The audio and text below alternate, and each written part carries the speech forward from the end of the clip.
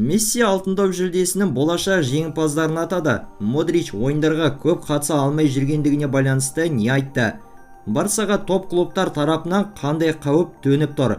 Осы және өзге де қызыққа толы футбол жаңалықтары біздің бүгінгі шығарылымда.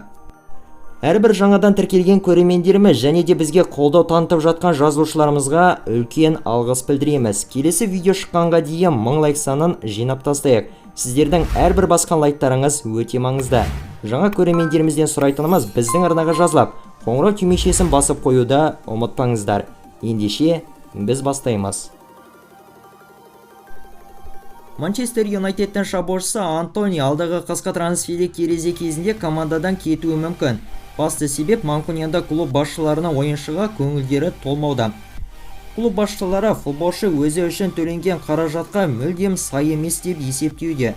Осы себепке байланысты ағылшындық ұжым футболшыны жалға жіберу, не болмаса сатып жіберу жағын қарастыруда. Еске сала кетсек, Манчестер Юнайтед бразилиялық ойыншыны 2022 жылдың жаз айында бақандай 95 миллион еуроға сатып алған болатын.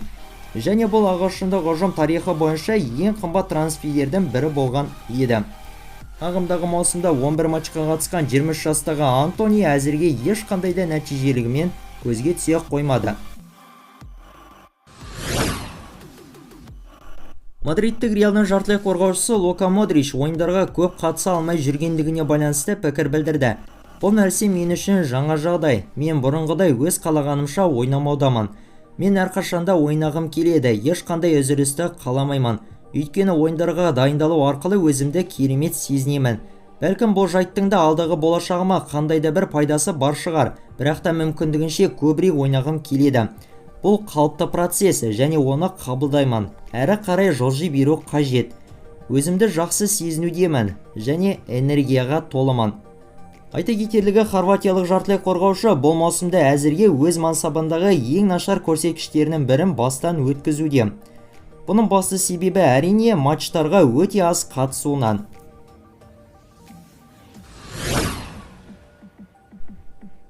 Романың бас бапкері Жозе Моуриньо клубпен келісім шартын ұзартпайтын сыңайлы.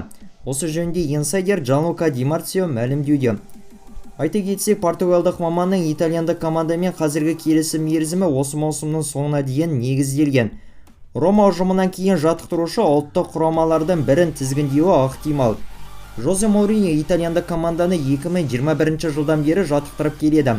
Оның тізгінінде клуб конференция лигасын жеңіп алған. Сонымен қоса алдыңғы маусымда Еуропа лигасының финалисті болған еді. Италия чемпионатының қазіргі турнирлік кестесінде қасқырлар ұжымы 17 ұпаймен 7-ші орында келеді. Ағылшындық жартылай қорғаушы Джуд Беллингем өткен қазан айының қорытындысы бойынша Испания Ла Лигасының ең үздік ойыншысы атанды. Өткен айда ол 3 матчқа қатысып 4 голды соғып көзге түскен болатын. Соның қатарында Беллингем Барсамен болған Эль Классиколық матчта қос голды соғып дубль жасаған еді. Осыған дейін Реал ойыншысы дәл осындай жүлдені тамыз айында да алған болатын. Айдың үздік ойыншысына бақталастықта ағылшындық футболшы Жоау Феликс, Антуан Гризман, сондай-ақ Иско сынды ойыншылардан басып озған екен. Сонымен қоса айтып өтерлігі, Джуд Беллингем Реал командасы сапында айдың ең үздік ойыншысы жүлдесімен 3-ші рет қатарынан марапатталды.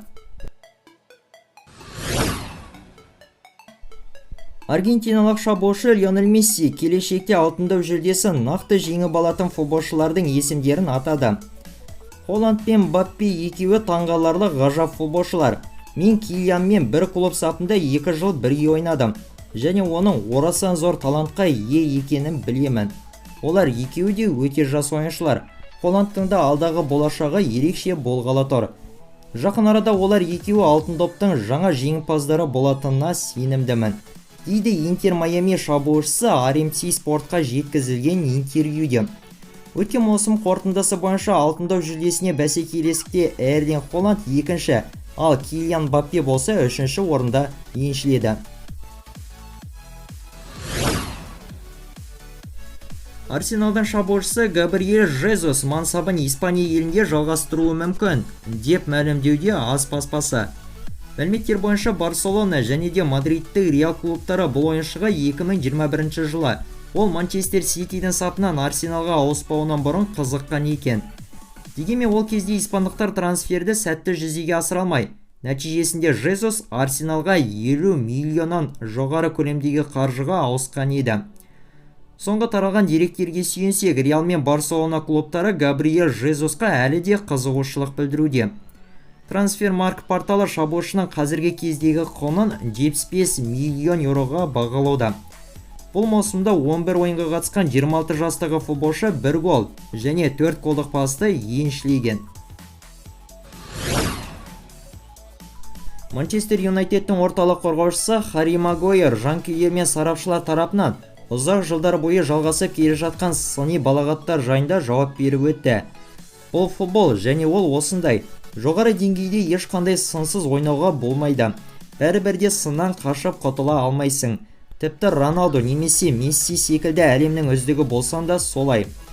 Соңғы жылдары бәрі жоспардағыдай болып жатқан жоқ. Дегенмен мен бәрі де өз орнына келеді дегенге сенемін.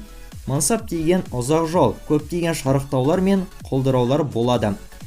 Еске салсақ, манкуниандық ұжым бұл ойыншыны 2019 жылы 80 миллион фунт қаржыға сатып алған болатын.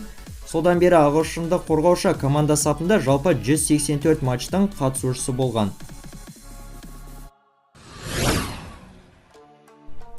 Бразилиялық вингер Родриго Мадридтік Реал клубымен келісім мерзімін ресми түрде ұзартты.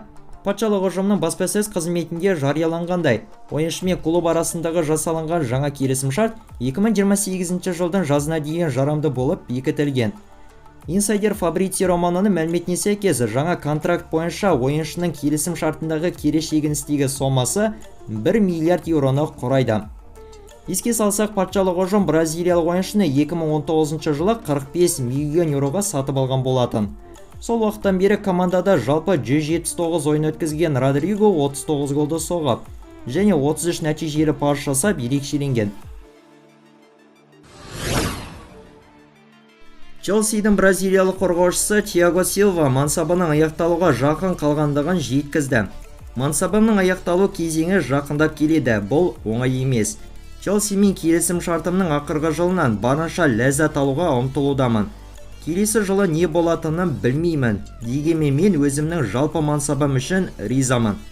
Деген екен бразилиялық ойыншы Фабрицио Романоға жеткізген сұхбатында. Ағымдағы маусымда 39 жастағы футболшы барлық сайыстарда 11 кездесудің қатысушысы болған. Барселонаның ең басты маңызды ойыншыларының бірі болып табылатын Педри, сондай-ақ Гавиге біршама топ клубтар қызығушылық танытуда. Осы жайында Sport ес баспасы хабарлауда.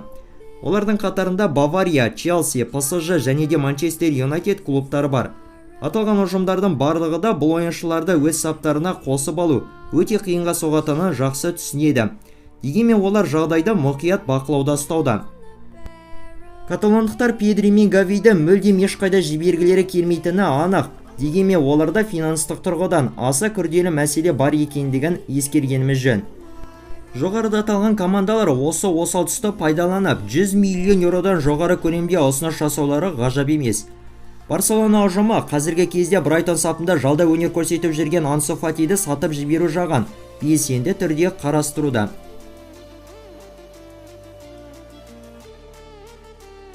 Бүгінгі сіздерге хабарлап жеткізген футбол жаңалықтарымыз осымен соңына келіп жетті. Лайк басып арнаға тіркеліп, қолдау танытуларыңыз біз үшін өте маңызды.